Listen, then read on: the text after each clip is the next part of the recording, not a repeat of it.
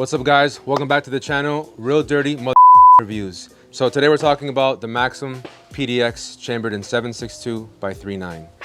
This is a round typically used, as you all know, in the AK platform.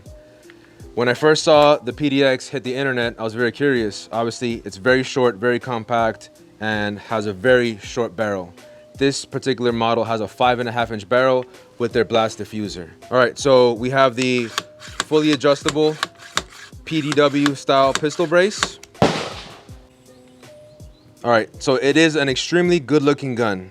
However, like most folks, especially invested at the $2,000 price mark, I'm more concerned in performance, reliability, and accuracy.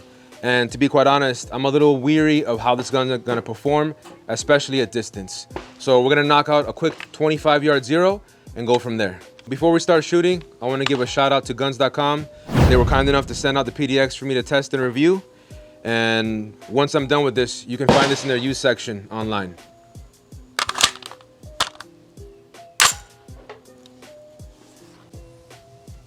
All right, so we just did a 25-yard zero on the PDX. We're gonna run a little grouping here at 25. I didn't touch on it earlier. However, we're only running surplus steel cased ammo. In my opinion, the only reason to get a 7.62 by 3.9 is to run cheap surplus ammo, run it effectively, and not worry about the gun malfunctioning or not being able to have a decent level of accuracy. So we're only running steel cased ammo through the PDX. If you want to run brass, I would suggest going the other route and getting a 300 blackout.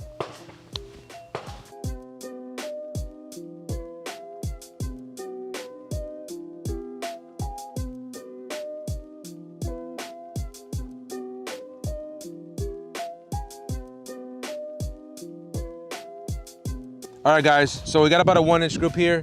I have 2 flyers, that's on me. One thing to keep in mind is I'm shooting unsupported, I'm running an EOTech, and I'm shooting surplus ammo. So I brought up my mini Draco to run as a comparison. So let's see what the Draco does at 25 yards.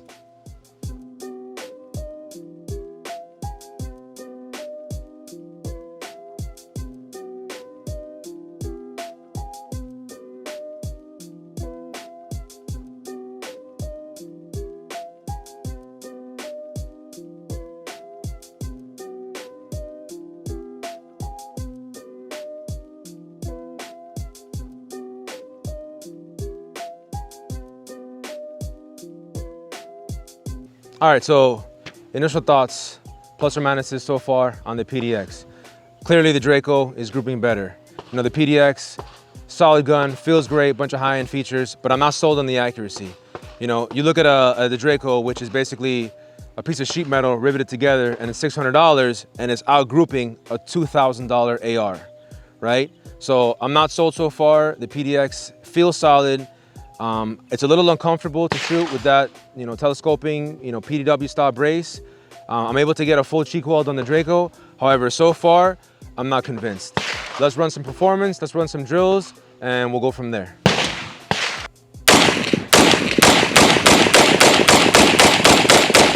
We're at about 15 yards. We're gonna run some steel targets, incorporate a couple movement drills, and we're gonna see how the PDX stands up. I will tell you right off the bat, shooting this caliber with this level of recoil, this brace is very uncomfortable. For me anyway, I'm not a huge fan of this brace. So let's do it. Oh.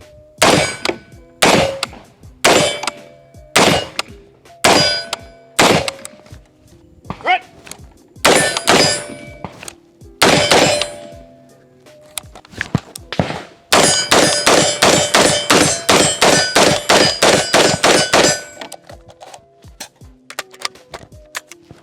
Oh. All right guys, so put the mag in, try to slam the bolt forward. I know why. So this is a ASC mag. That mag was a Durmag. That one's been running pretty good. This is an ASC mag, and I'm gonna put that one on the mag. So ASC, and then we had a failure to feed.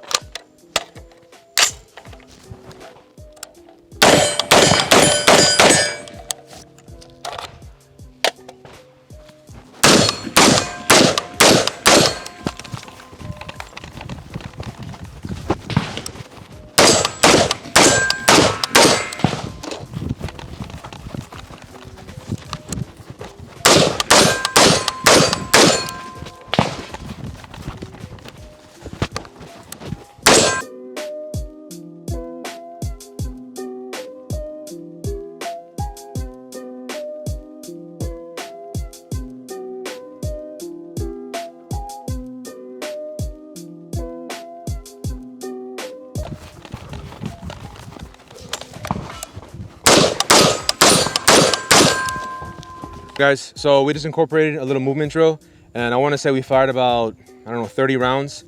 And in, you know, firing with that cadence, a little faster than, you know, the accuracy drills, the handguard is extremely hot.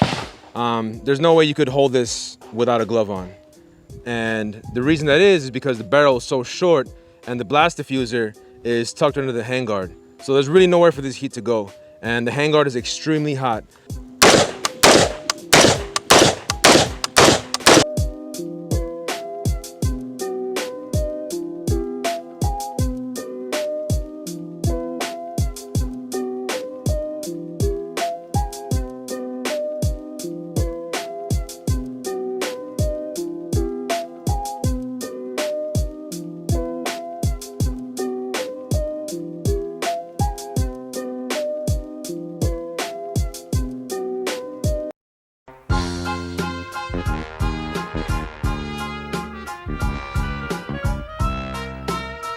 Yep.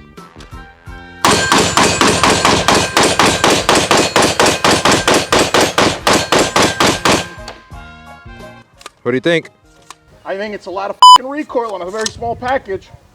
The way I was holding, I wasn't even, all I'm using is a 65 or 68 MOA circle of the EOTech, and I'm just putting that in the center and just letting it rip. Bam! All right, guys, final thoughts on the Maxim PDX chambered in 7.62 by 3.9. Let's go over the positives. I don't think we can dispute how good the firearm looks. It's a very sleek design. Anodizing is nice, engraving is nice. Obviously a high quality firearm. All right, another positive, which I think is the main selling point of the PDX, is the size, the overall length, and the ability to store this, conceal this in a variety of options. All right, guys, so the negatives. To be honest, I think it's priced a little too high. Basically, for my experience, you know, throughout the day, I couldn't see myself putting $2,000 into this package, especially for what you got on the back end. Another negative, even though it's very compact with that caliber, the handguard gets really, really hot, unbearable, unshootable without a glove. The amount of recoil you're getting out of this gun with this barrel length and that caliber, the pistol brace is very uncomfortable. I couldn't get a comfortable position in my shoulder to where I felt like I was able to handle the recoil efficiently and maintain a certain level of accuracy. All right, so the barrel being so short and chambered in 7.62 by 3.9, it gets very hot very fast. With the gas block so close to the chamber, there's not enough space to allow the barrel to dissipate heat. What does that mean? It gets hot very quickly. So with the gas port so close to the end of the barrel, there's almost no dwell time available. With less dwell time, you have to have a larger gas port. With more dwell time,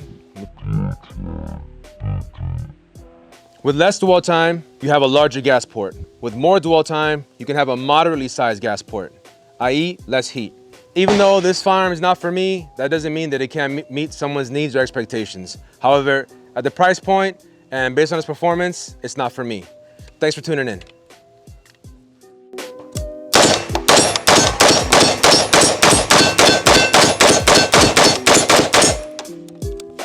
Woo!